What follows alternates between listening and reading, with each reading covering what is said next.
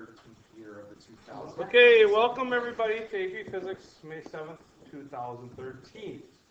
We have a student question here to start off with. Okay, so we're jumping back in time a little bit here with our torque problems. And as you see, we've got here the force of the ladder that would come out of 1/2 the length of the ladder. Yeah. And then we got a force of a weight that's coming out at some other length. And then we got the force of the wall that is at that's the entire length. L of the ladder. Okay. So the question was what when you were finding the torque at that point, you draw it perpendicular to the ladder, correct? Yeah. So it would be. So this would be the torquing part of that force. That would be the torquing part of this force. This here is the hypotenuse. You know, so you're going to have to do, this would be alternate interior angles, right? So this would be then sine theta, force of the wall, times the distance, and that would be your torque 3, which would equal all the two this torque plus this torque, which equals 0. So T1 plus T2, T1 plus T2 is equal to T3 because the summation of those are equal to 0. So if they're all on the same side, you know, this would be positive, positive. You know, on this side, it would be negative. But when you move it to the other side, then it becomes positive. Okay, so it's Okay, so we're going to pick up where we left off yesterday. We talked about the principal law of reflection, which was, Josh? Angle in equals angle out, and all of our angles are measured from? The normal. Okay, so if we have a mirror, okay, like I said, these mirrors are spherical for our purposes, and your first formula is 2F equals R, and you'll find that in some form on your AP sheet. Okay, and remember that focal point is, if we have plane waves coming in and we split them up as individuals due to Huygens principle, we can see that the mirror actually focuses the energy at the focal point. Now that's light energy. Okay, so one thing that you have to know, and I took down my little magnetic wave poster, but light will have different wavelengths, and then different wavelengths will be, you know, distorted differently when they move through glass. Now, with a mirror, I guess we don't need to talk about that. I'm actually starting to think about lenses when I talk about that. So this is what this, now, if you use your if I do, I die formula, the question is this. Is this focal point real or fake? Real. So if something's real, is it a positive or a negative experience? Positive, right? So this number, whatever it is, will be a positive number. Okay, now for our purposes, if this is my object, is the object real or fake? Yeah, so for us, our object, like, is always real. It's always real. Okay, so that's going to be a positive number. Now the image could be negative or positive, just like the focal.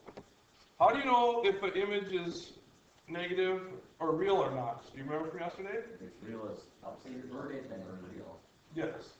If it's upside down and left to right inverted, then it's a real image. Okay. Now, one difference between real and fake images, when we do a little lab tomorrow or the next day, is real images can be projected onto a screen. So virtual images you can see, like through the lens or in the mirror, but you can't actually project it onto something. Okay, so real images can be projected, virtual images can't. Okay, so with this in mind, you may be asked to do some ray tracing on the AP Physics sheet or on that test. And what they want you to do is really with your drawings is predict where the image will be. So there's really two things.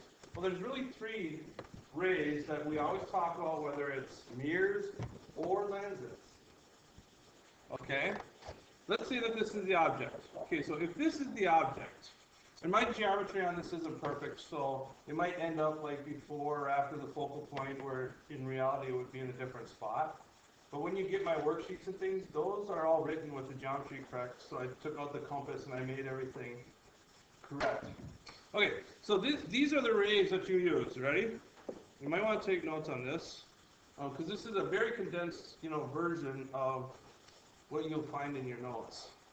One is parallel to principal axis, then through focus. Okay? So principal axis is really any radius. But when we're looking at the object, we're going to take the principal axis that's on the bottom of the object. Okay? And so, parallel, so that would mean my light is coming in parallel. Now you got to keep in mind though too that each point of an object radiates in which direction? All directions. So, in reality you have this, all over the place, like that. Out at you, into the board. So we have to just pick one ray, because when we find out where one ray intersects, then we know where the image is. So this is coming on down the line here, and then it bounces back through the focal. And then this is following the principal law of reflection. Oh, that's not a very straight line, is it? That would not be tangent to that circle. This would be better, right? The principal law of reflection is that the angle here is equal to the angle here. This is the normal. And that's what governs this. But instead of doing all that geometry just right, you just go parallel and then through the focus. Okay? And then the second one that I usually use, unless I'm right on the focus, is just the opposite of this. So it's through focus, then parallel. Okay, so this one then would go from the same point, through the focus, and then parallel. Okay, see that? Okay, now where these two intersect is where we actually find our image. So I started up here in this point, so that means this is where the arrow is. Okay, so this would be the image. Is this real or fake? Real. So if we're doing our if I do I die equation, the distance of this image then is a positive number. Distance to this is positive, distance to that is positive. Okay, so there's one other ray, because if I'm right on the focus, I can't do this one. I can do the first one, I can't do the second one. There's one other ray, and that is, I don't know, straight to principal axis mirror boundary, then reflect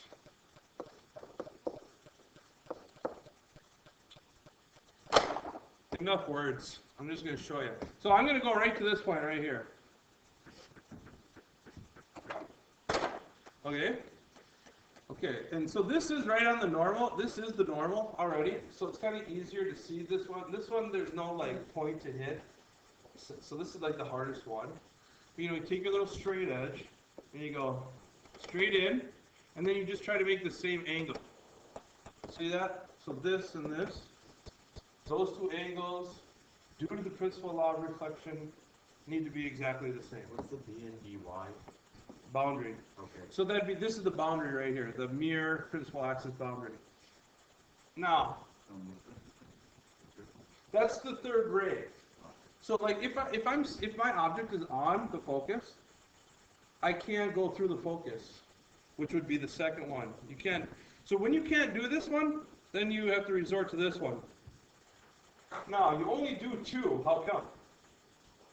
Well, unless you're like really perfect with your geometry and getting all this stuff parallel and things, you'll never find them intersecting at the exact same spot. I mean, they do in reality, but you to do that mechanically is hard. So you only do two, and that's where you'll find your image. Any questions on that? So we can draw a bunch of rays at a bunch of different angles. Oh, let's say that we have this situation going on. Focus, object. Okay. Now what? Well, first ray says what? Bend.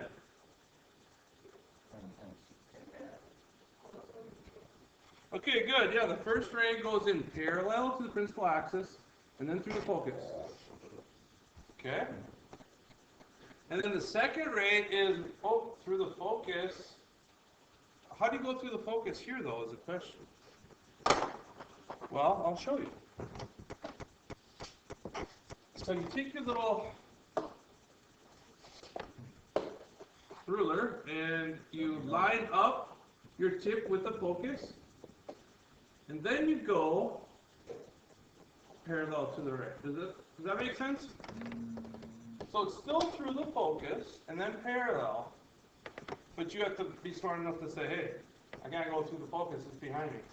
Oh, that's when I line it up through the focus and then parallel. Okay, so that's the thing is I shorten a lot of things up, but then you have to rely on your knowledge and common sense to like make sense of it a lot of times. Because for me it's easier, not for everybody though. Okay, so now do these rays intersect? No. So this is going to be a fake image. They don't ever intersect, ever. They don't ever intersect.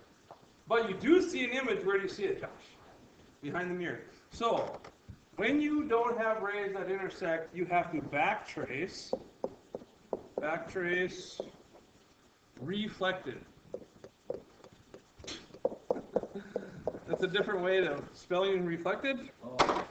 Actually not right. I've been told by my English instructors. Okay, backtrace reflected ray. So this is the reflected ray here, right? This is the reflected one. So I backtrace that. Line it up. This is the reflected ray here, right? So backtrace that. And then this is where I see the image appears to be there. Is it really there? No, that's a virtual image. It's not really there. So if we were to take a mirror. So now, you guys, on the if I so I psi, this is going to be a negative distance. And the distance is always measured on the principal axis to the mirror. So positive distance for this one. Is this positive or negative? The focal.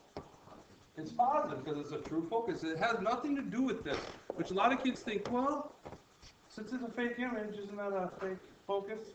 No. It's the mirror. This is a negative number. Yes? So that if I so I saw that's the same as if I do I die? Yeah. Yep. So they changed it. Okay, so there are a couple instances. So what about the magnification? Just hold on. We got another mirror to talk about. So then we also have this kind of mirror. Okay. So see how this works. Now over here is the focus, and then this would also be considered like another focus or an anti-focus, I guess. I call this, though, I don't call this a focus, I call this a focus. Okay? So wait, Interior designers. where's So these little hash marks mean that that's the part of the mirror that you can't get reflections off of because it's non-specular. So it's all jagged and rigid. So what do we do now? Well, The opposite we do about here's an object. Is this object plus or minus?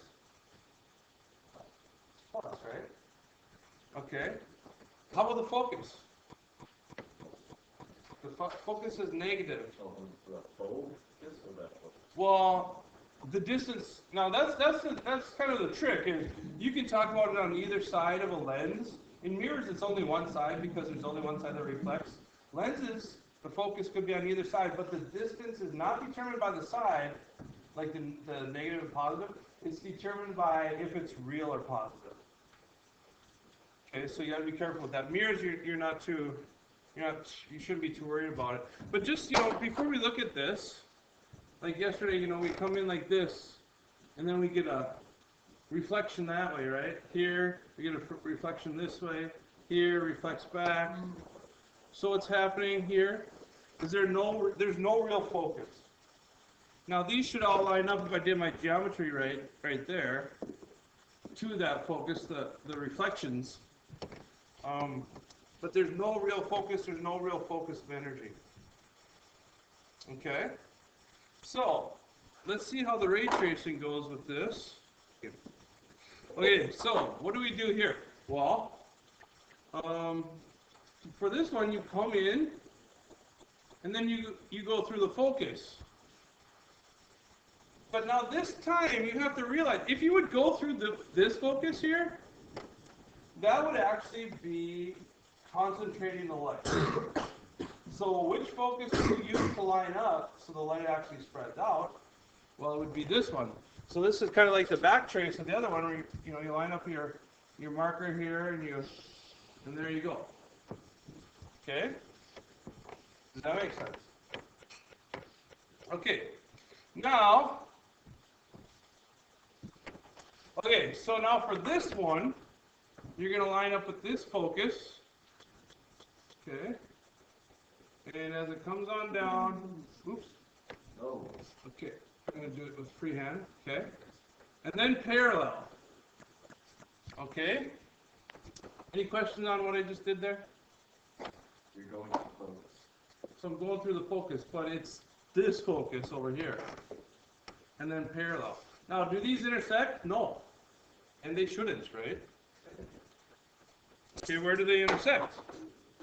Focus. Well, Wait, don't you backtrace behind it? yeah, so whenever you're backtracing, it's because the rays don't actually intersect.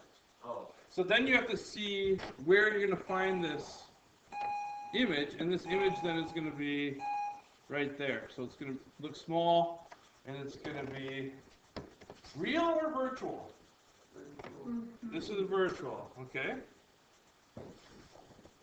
So if we do the if I, so I, psi, for this one, focal, positive or negative? Negative. Negative, right? And that is independent of the pictures. It's just the mirror. The distance of the object, positive always for us. And the distance of the image, negative, okay? So, this is why it can be confusing to kids, because they say, oh, well, look, both of these things are negative, and this is positive, so it must be like a vector where one side is positive, one side is negative. That is not the case. That is not the case. Don't ever think that is true. Because when it comes to lenses, you will be wrong. Okay? So, if we have something right here, then what do? Well, you go in parallel, and then, line up with the focus, go through. How about this piece, though? Well, same thing. Line up with the focus, and then parallel, and then you backtrace. Here's your object. Again, it's smaller. Okay, so there's one other thing then that has to do with these ray traces, and this does not follow the real is positive, fake is negative. This does not follow it. It's called M high ho negative dido, or in this case it's M high ho equals negative psi so. Okay? And both of these equations are for mirrors and lenses. So if I psi and M high ho negative psi so are for mirrors and lenses. Okay? The radius one though is just for mirrors. The radius one is just for mirrors. I mean that F is equal to R over 2. Yeah. So what's it? Quickly, everybody, this formula here is magnification. Okay, so magnification equals the height of the image over the height of the object. Okay? For lenses? This is for lenses and mirrors. Now, this is the way everyone wants to think about one side of the mirror being positive, the other side being negative, or lens. This is like that. So in other words, if I have a height here, and I call that height positive, then this is positive too. This side would be negative. Okay? So this is actually the way you want to think about it. Hey, one side's positive, the other is negative. That's the sign convention for high height. Okay, the size soul thing is if it's real, it's positive, and it's fake, it's negative. So that's pretty simple. Do we need to talk about that too much? No. Okay, so we're going to talk real quickly about ray tracing lenses.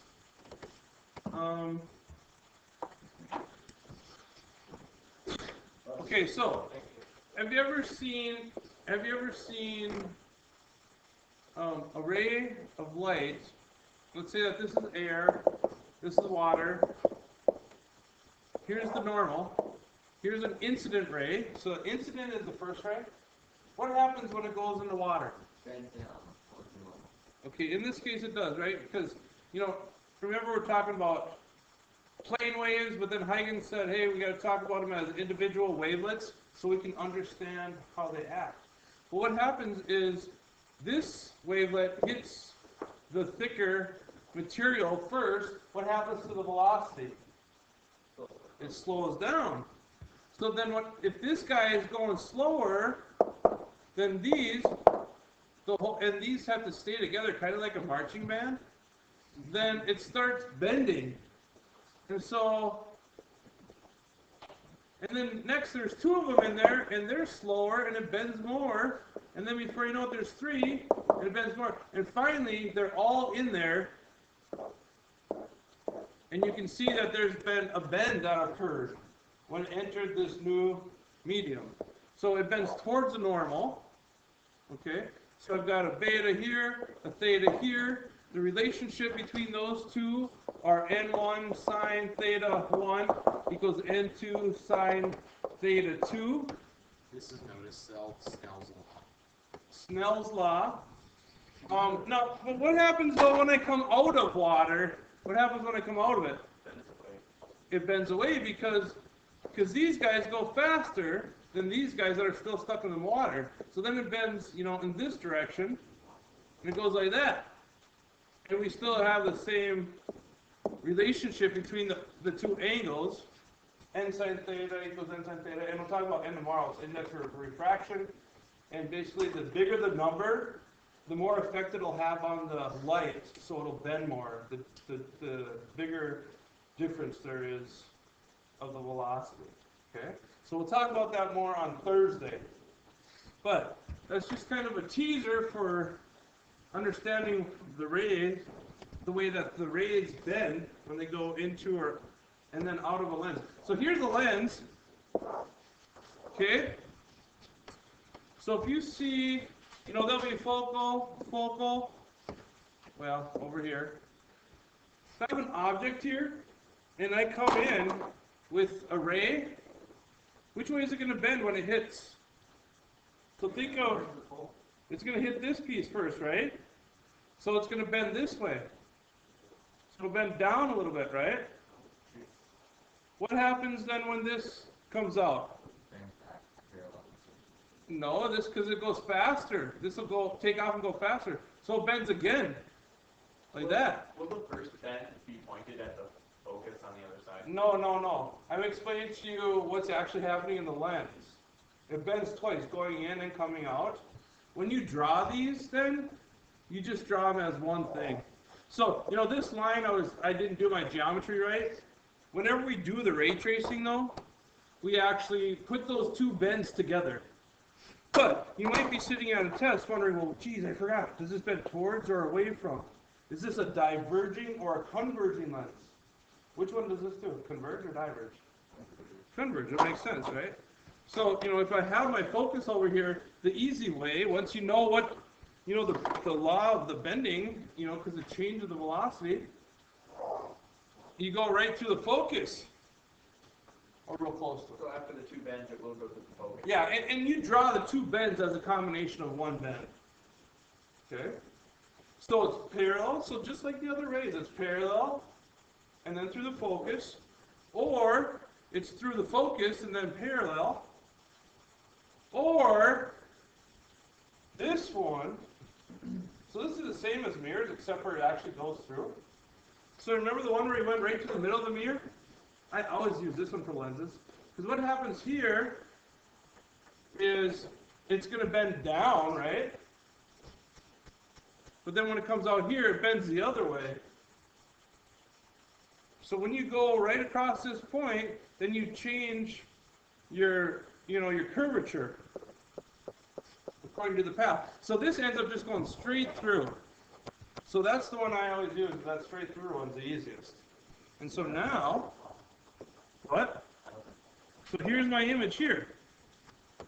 Okay? So if I do the if I so I psi, focal on this, is it real or fake? Real. It's real because it's converging lens, so it's a positive number. The distance of the object, real or fake? Real. Objects are always real. Distance of the image, real or fake? Real. So see how it can be confusing if you get screwed up with that whole positives one side, negatives the other side? Yes. Okay.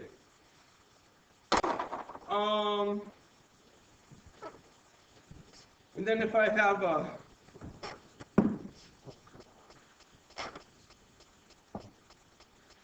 have a diverging lens, okay,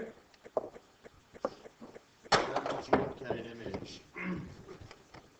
Because the rays diverge. okay, so this parallel. Now here's the question: which way is it going to bend? Out. Yeah, because if I come in with my planes, it hits here first and it slows down. It's going to bend that way, right? And then here on the other side, it's going to bend even more. So that's when you line up with your focus and you go like that. And then your other one is always straight through the middle. That's why these are easier. Because it bends opposite on both sides of the lens. You back trace this. Well, the back trace of this is right there. Now we got a positive number, a negative focus, a negative. Does that make sense? Yes, sir. So that top line, it goes straight and then something hits it and then it goes left. No, it's going into, this is a lens right here, and as it enters the glass, it changes its velocity. But if we think of Huygens' principle and how these little individual wavelets, this one slows down first, which forces it to bend this way. Does that make sense? So would it bend in a way that's perpendicular with the other? Well, it bends as it's lined up with this focus right here. Is that perpendicular? No. Okay. It could be, but it isn't a rule.